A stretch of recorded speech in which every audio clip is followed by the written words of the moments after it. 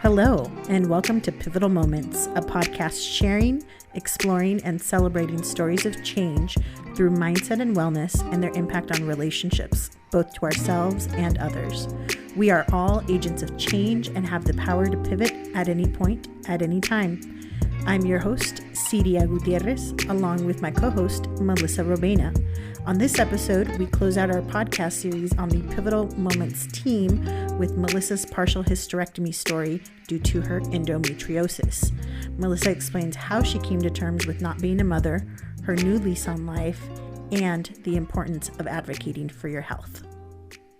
Okay, today's episode, we round out our episode on Behind the Pod with having had Ron's episode, my episode, and now we are going to talk about Melissa. How you feeling? Good. This is actually a topic that I have been talking to people about a lot recently. So I actually feel it's actually a perfect time to talk about it. Yes. So dear listeners, as you may have remembered, back in episode 27, Melissa let us know that she had a hysterectomy. And we promised you then that we would be talking about this in that journey because, as I'm sure you have seen many pictures of my beautiful co-host, and you are probably as surprised as I was when I learned this many years ago. And I actually don't really know much of this story, so I'm excited to learn it along with you. So let's start at the beginning. How old were you when you got your first period? No, oh my God, no, but that's really where it starts, though. So it really is, though. So I was 12 years old when I started my period. And for many women that are listening to this podcast, I don't know if having your period was like a rite of passage. That was like how you know you've made it to womanhood.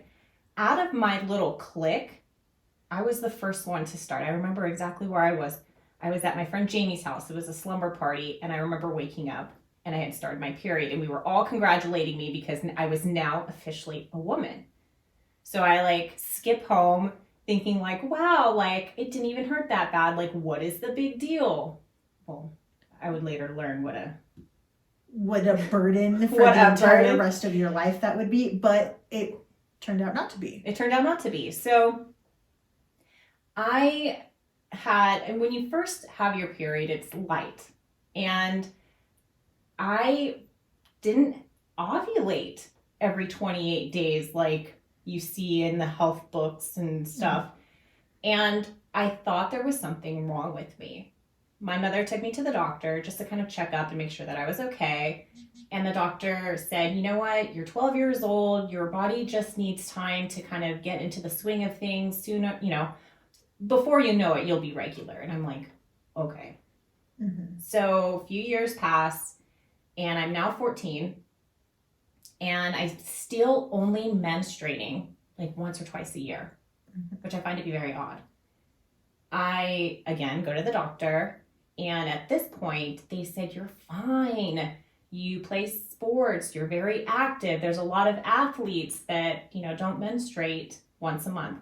Now, granted, I was active. I mean, I was in soccer, softball, volleyball. Mm-hmm. And at this point, you were not sexually active, so it wasn't like you could be pregnant. No. I was still a saint at this point. I mean, shortly thereafter. But, I also realized, too, that while I was in sports, I didn't feel that I was, this athlete that, I felt with that... 5% body fat and all of that crazy stuff. My dreams, right? But I still wasn't ovulating. And in addition to not ovulating, when I did ovulate, the symptoms I was experiencing seemed odd to me. So I had nausea, I was vomiting, I had severe cramping, and I was hemorrhaging along with headaches, fevers, sweats, and I would shake. And I remember one day, I was in my living room and I couldn't stand up straight. I was in so much pain. I was keeled over. I couldn't walk. My mother took me to the doctor, and they did an ultrasound, and they found out that I had PCOS, which is polycystic ovarian syndrome. And people or women with PCOS produce higher than normal amounts of male hormones. And this hormone imbalance actually causes women to skip their periods and it makes it harder for them to get pregnant. So at the age of 14, my gynecologist is telling me that, you know what, when I do decide to conceive, which at this point I'm 14, like kids aren't even a thought on my radar at this point, but she said it would be difficult for me to conceive. But to treat this hormone imbalance, they wanted to prescribe me birth control. So here I am, I'm 14 years old, I'm starting to take birth control, which is a huge responsibility. It changes your body even more so. So I was already going through puberty, it's already that awkward stage, but being on birth control at such a young age, I was already well developed, but now I noticed that like my hips were starting to get wider. They're already wide, but wider. And you know, you're just filling out in ways that probably a 14-year-old shouldn't. Everything was fine. Like my periods, I started to have regular periods, and I'm thinking, awesome. My pain subsided. It was doable. It's not like I didn't have any pain at all. And then around the age of about, I'm going to say 19, I started to notice that I was spotting between periods. And so again, I went to the doctor, and for any woman knows that anytime you are prescribed birth control, you have to go in for an annual pap smear. That's just, it's good health. It just makes sure that everything's in working order, tip-top shape. Well, it's one of those things too that I think, because we do have a great amount of male listeners as well. And so I want to make sure that you guys know a little bit more about this. But once women start menstruating, we have to start taking care of our gynecological health, and you start regularly taking care of going to the doctor, getting pap smears, very invasive procedures that happen on a regular basis, basically until you die. Absolutely. It is until you die. So I kept going into this gyno, and you have to think, I'm going to a gynecologist since the age of 12. I mean, and you talk about these invasive procedures, and they are very invasive, and they're uncomfortable. And when you're 12 and you're having someone between your legs, it's a very uncomfortable situation all around. But at the age of 19, and cold. Let's be real. Cold. Whew, a duck bill. So around the age of 19, I started to spot, which, you know, it can happen for any woman that's on birth control. But because of my past history, I went back in, and so they started to prescribe me different birth controls. I could never go off of birth control, because if I did, that PCOS would come back again. So we tried different birth controls. We tried brand name, we tried generic, and we tried different dosages. Okay, different milligrams of, you know, progesterone and estrogen, and my body just like hated me at this point. And so even with trying all of that helped briefly, but it didn't fix the overall problem. Mm-hmm. And then around the age of 22, not only was I spotting still, but now I'm starting to hemorrhage. And it wasn't, I'm sorry, listeners, if this is TMI, but it wasn't fresh blood. It was like a copper color. And I've done research on it, and it's like the reason why your body sheds this every month is because, you know, one, for pregnancy, that's what the baby needs to like embed itself in. But you're supposed to shed it, because if not, if it stays in your system, it can become cancerous. So I was concerned that my body wasn't doing what it should be doing. And so I was going to the doctor again, because the symptoms I had experienced before were now coming back with a vengeance. And so I go to the doctors and I tell them my medical history. I tell them of the prescriptions that I've been prescribed. And basically the doctors wrote me off. They told me that, okay, what you're experiencing, Melissa, is what every woman that's ever walked this planet has experienced. It was basically like I needed to suck it up and walk it off. And I felt very discouraged, because even at the age of 22, I just felt something was wrong. And so picking up on that point right there, so you've now been, having, well, I'm not going to call them regular periods, but you've been having cycles for 10 years. Mm-hmm. And so even at the 10-year mark, there's something wrong, but at this point you still don't have the diagnosis of endometriosis, correct? Correct. Okay, so when what happens next? So around the age of 26, so 4 years have passed, and I'm just a silent sufferer. And I go for my annual pap smear like a good girl, and the nurse practitioner who is performing my pap smear, because you don't need to have your pap smear performed by a gynecologist, it needs to be done by a doctor. Your general practitioner can do it, a nurse practitioner can do it. Anyways, so I had a nurse practitioner do it, and she told me that my cervix was large for a woman that has never had children, and it was concerning for her. And she wanted to recommend me to a specialist, i.e. a gynecologist.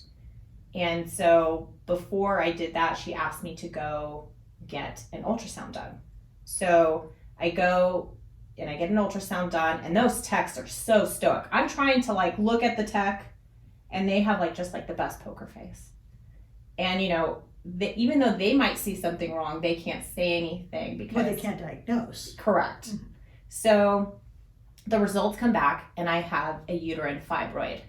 And so a uterine fibroid, in short, is basically a tumor, a benign tumor.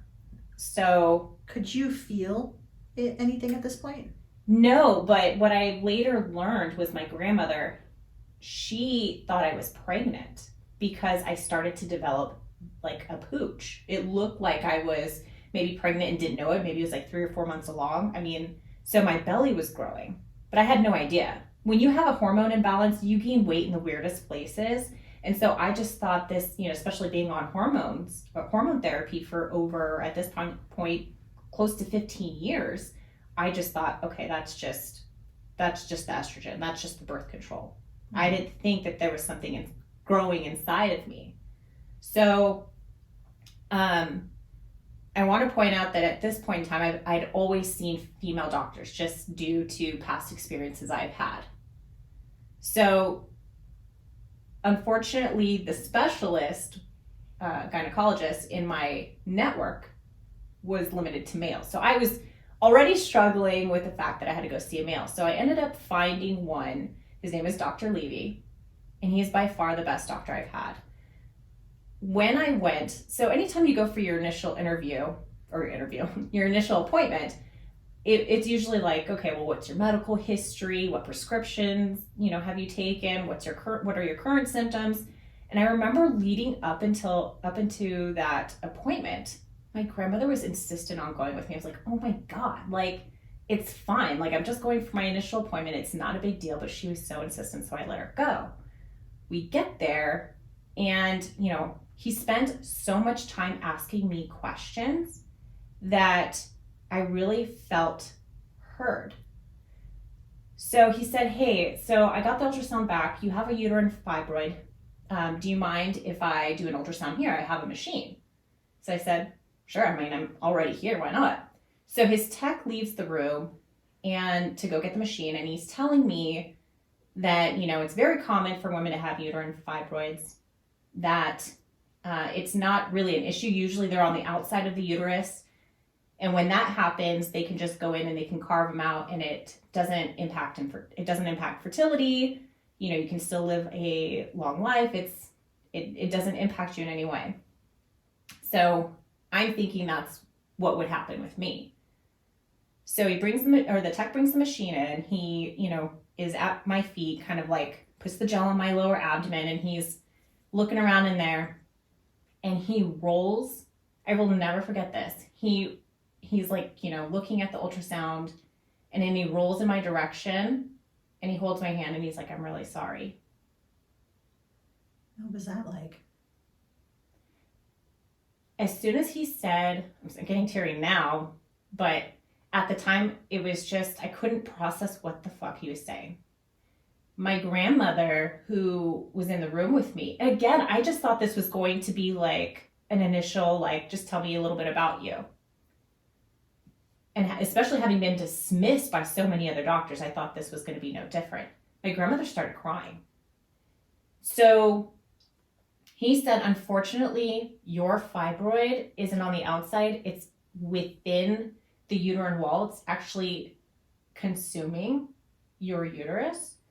And he's like, and it's a lot larger than what we initially thought. And so he said, I want you to understand, I'm here to be your advocate. Uterine fibroids are typically benign. So he's like, I'm not concerned of. Now, how you move forward is 100% up to you. And he's like, I just want to know, I back you up no matter what you decide. So my two choices were that I could go on Lupron. And Lupron is a medicine that basically puts you in medically induced menopause. And so he's like, I really don't want to keep you on that medication for more than 6 months because yes, you'll experience like hot flashes and weight gain, but he's like, you're also at risk for osteoporosis. And being that I was 26 at the time, he's like, the long-term effects of it, he's like, it's just not worth it. He's like, however, the reason why I want to put you on Lupron is because the birth control you were taking to treat your PCOS was actually feeding this fibroid. So that was hard. Yeah, then let's talk about that for a minute. How did that feel to know that what the doctors have been recommending this whole time actually fed the fibroid, as you just put it?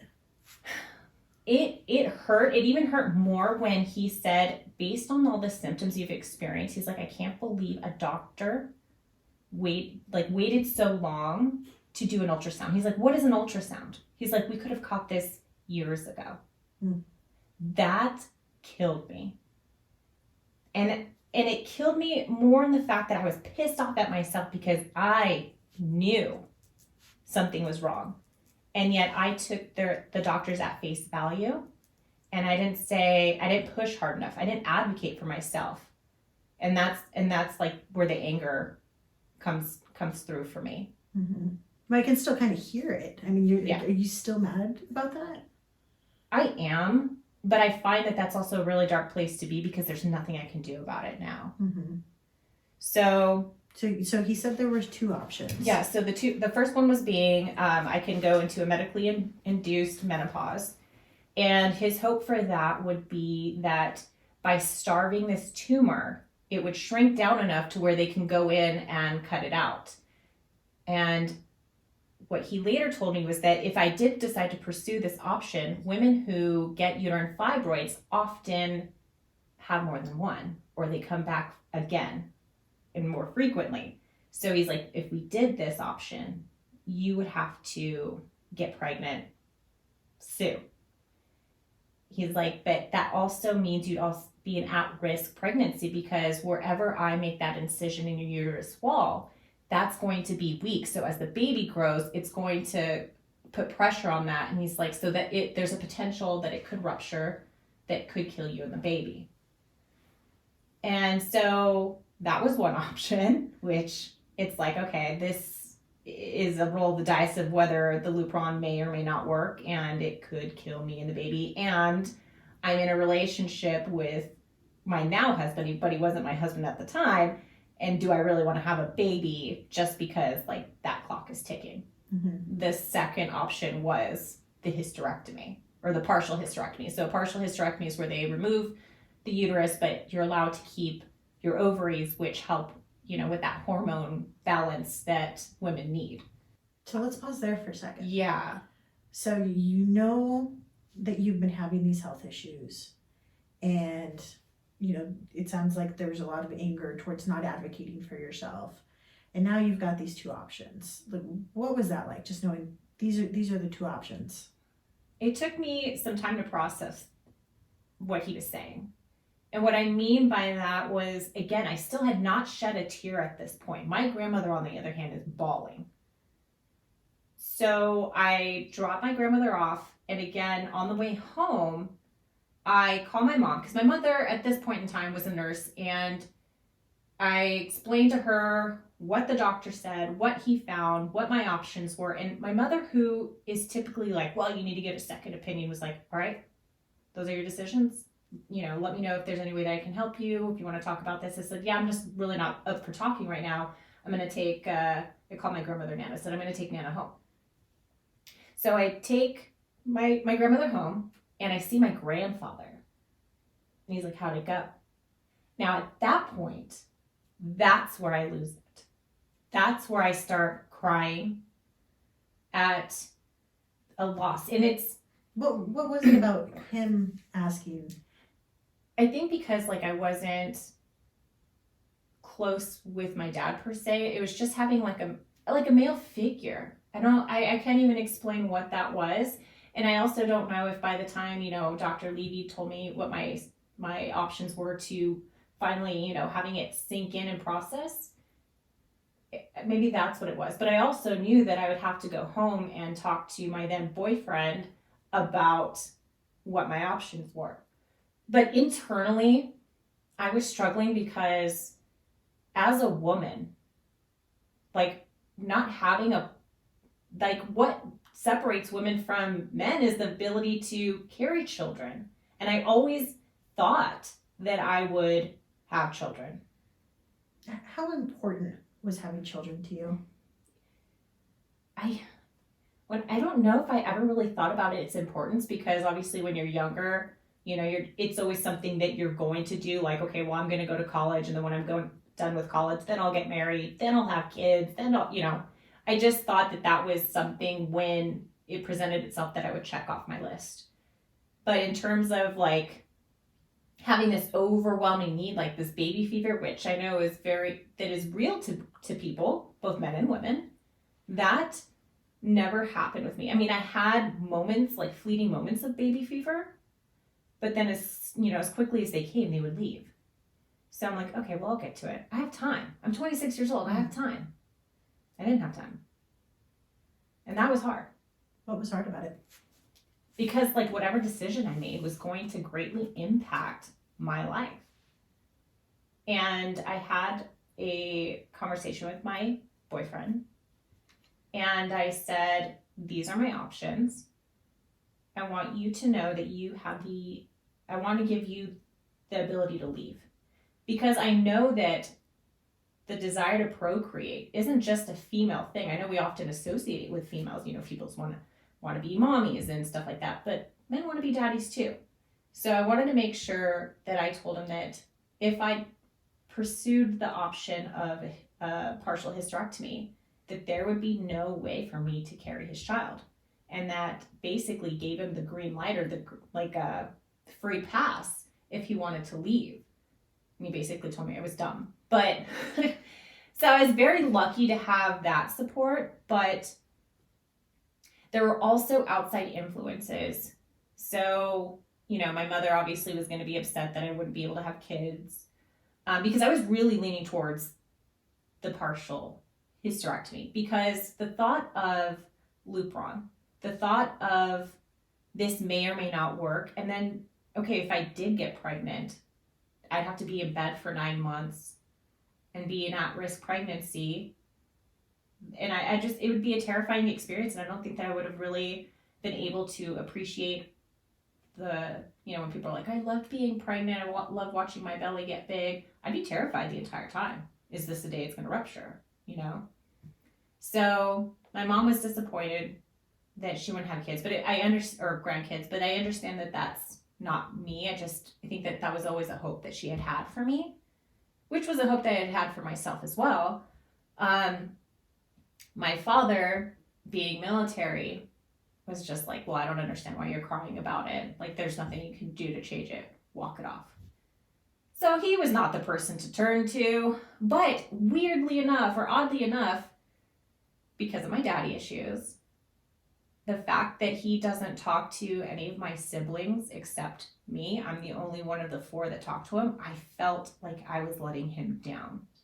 Because, 2 of my sisters have children.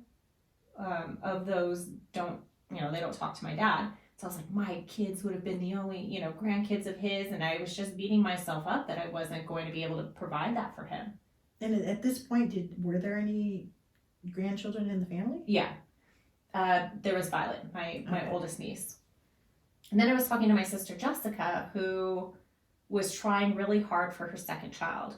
And I know it wasn't coming as quickly as she wanted it to be. And so when I was presenting these options, I shouldn't even say presenting, but when I was like kind of discussing my options, she's like, oh, I would do anything to have another kid, meaning like choose the Lupron.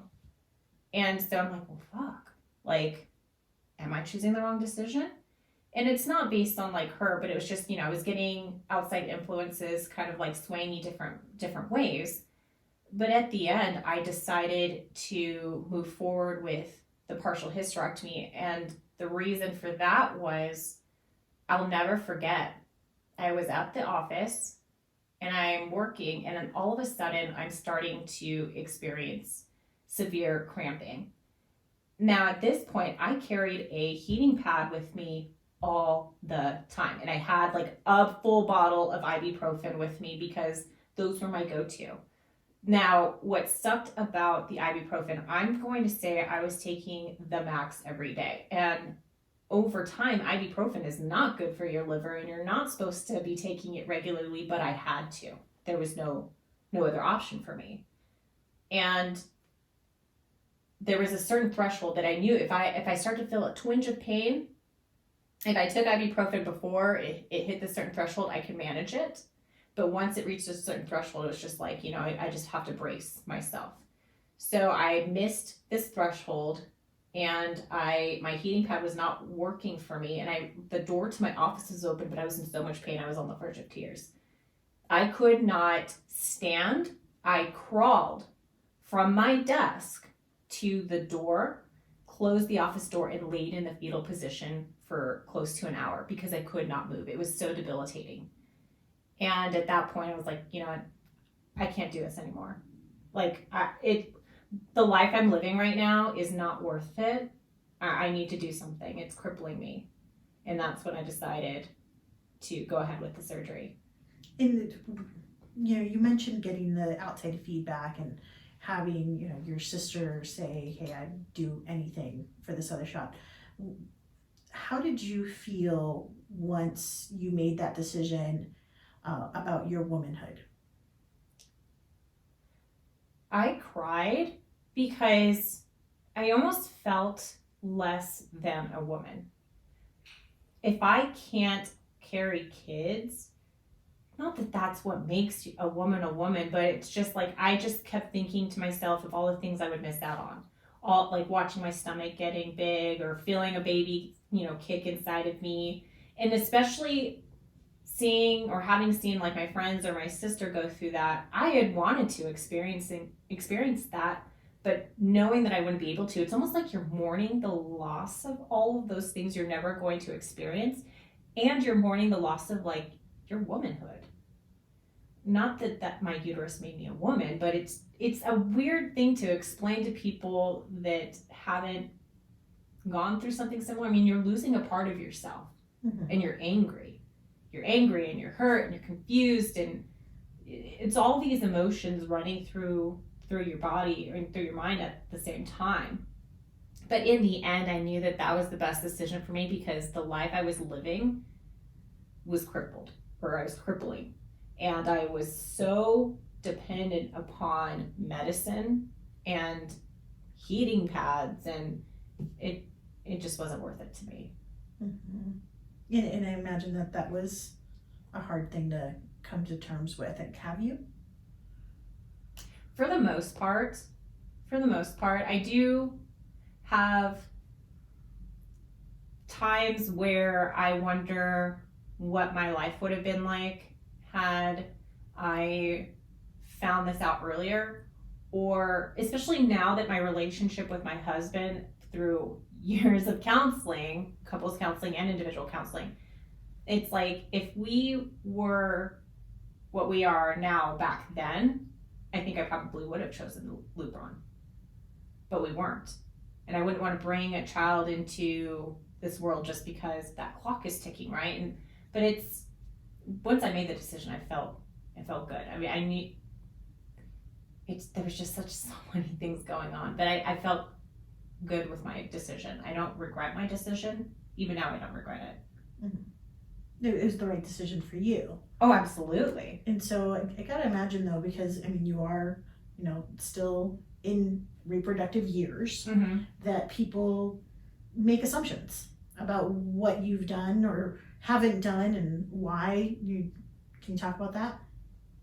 I hate, and this I'm just speaking for myself, when people look at my husband and I and say, so when are you two having kids?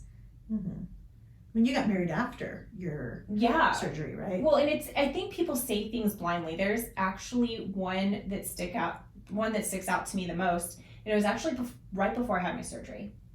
I was going into the hospital because before you get admitted to the hospital, you have to submit all kinds of forms. And since I was getting put under, I needed to provide like a will, a power of attorney, heaven forbid something happened while I'm in surgery. So I go in and I'm submitting all these forms to the intake lady, and she's like, oh, you're coming in for a partial hysterectomy.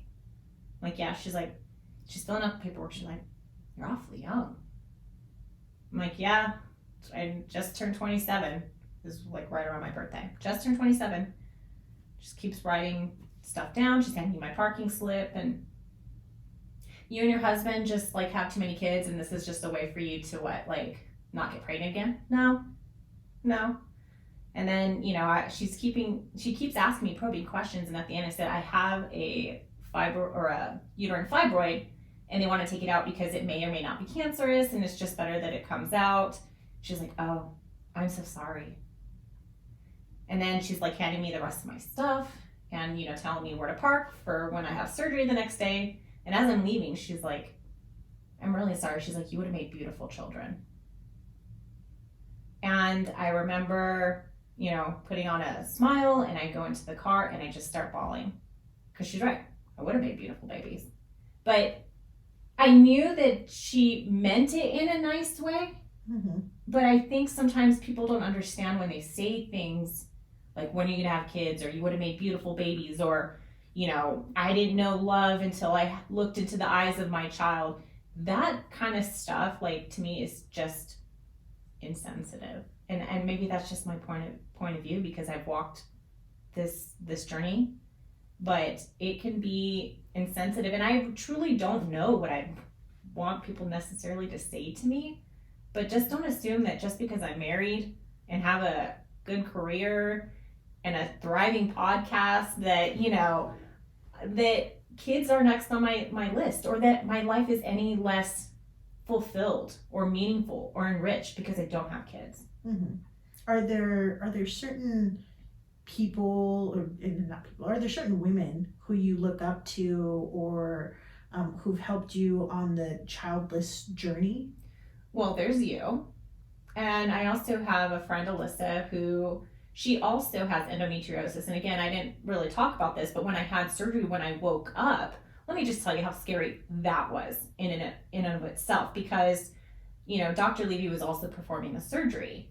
And because, fibroids are typically benign, there is a chance that it could be cancerous. So he wanted to do this operation laparoscopically, which means they do small little incisions rather than a large incision, and they basically cut up this fibroid, and then they pull it out. So he said, I'm going to try to perform your surgery laparoscopically. However, he's like, if I see that it is a cancerous tumor, I'm going to have to do basically a C-section cut and take it out whole. So the first thing I did when I came to out of my grog was I lifted up my blanket just to see what incision I had, because I had no clue. And it ended up being the size of a football, this tumor. I gave birth to a tumor, basically. Wow. Yeah. So did you end up with a C-section scar? No. So luckily he was able to get it all out through these small incisions. But can I just say, as difficult as that decision was to make, I remember, I was uncomfortable, recovering from surgery. I was sore. But I remember sitting next to Vince and I was like, wow, can you put away my heating pad? I don't need it anymore. And to be able to have this new lease on life, I mean, I didn't have any pain anymore. Mm-hmm. And, Alyssa, who I mentioned earlier, she also had endometriosis because that's when they found out when they did the surgery, because you can't diagnose endometriosis until you actually go in. And that's when they see this endometriosis tissue. And endometriosis tissue is basically the inner lining of a woman's uterus. Instead of being inside the uterus, it's outside, and it can attach itself to anything. And that's what causes women a lot of pain. And that's what was causing me a lot of pain. So while they were in there, they were cauterizing what they saw. But a woman is never truly free of endometriosis, ever. And often every about 10 years or so, you have to go in for maintenance if you want to. I mean, I haven't had to go that route yet, but I would. When I say that I don't regret my decision, I look at my activity level now. I look at, my sex life now. I look at all these things that were inhibited because of my PCOS, because of my fibroid, because of my endo. Mm-hmm. I would do it again in a heartbeat. Well, and this is Endometriosis Awareness Month. Mm-hmm. And so that's part of the reason that your episode is coming out when it is. Well, what would you like to let our listeners know about this condition? What surprised me most when I got diagnosed with it was that I want to say 1 in 4 women have it and they don't even know it. And unfortunately, like I mentioned earlier, you can't diagnose it unless you do a laparoscopic surgery where they do like an exploratory surgery. And even then, they can cauterize or cut out what they see, but it never really goes away. And no one really understands endometriosis. All they know is that you're born with it. So it's not genetics. It's actually just something I think that happens as your cells are dividing and you're becoming a human. But there's so many women impacted by this. So many women. And I think that there needs to be more education about it. There needs to be more sympathy, because I got disregarded so many times. And I have all the symptoms of endo, but no one took me seriously. And had they, maybe I, would have found the fibroid earlier and I still have my uterus today. Who knows? But just push for yourself. Mm-hmm. Advocate for yourself. Absolutely. Do a bit more of that. And one last question that I wanted to ask was going back to the subject of kids. You do have children in your life. I do. I have my nieces and nephew, and thank you for bringing that up. That is actually something that kind of helped me get through, which is, okay, so I might not be able to have kids, but I can be the best aunt, and I can be the best sister, the best friend, the best partner, the best daughter. And so that's what I really started to focus in on. So being a quote unquote mom, all right, that's maybe not my lot in life, but I have so many other quote unquote, dare I say, labels or titles that represent all of me. I'm more than just one thing. And not having that one title doesn't make me any less of a person, any less of a woman. And I think that was, once I came to grips with that, that really helped me ease into my decision. Mm-hmm. And you are enjoying your life, and we started with periods, we'll end with periods, and you don't have periods anymore. Can I just say how liberating that was? So one thing that Alyssa and I did is, she'll probably laugh when she hears this, we actually had a party because shortly after I had my partial hysterectomy, she did. So we burned all of our pads. We burned all of our tampons, literally lit them on fire like torches. And we may have had 1 or 2 bottles of wine, but I remember coming home and my husband's like, you smell like a drunk Girl Scout coming back from camp.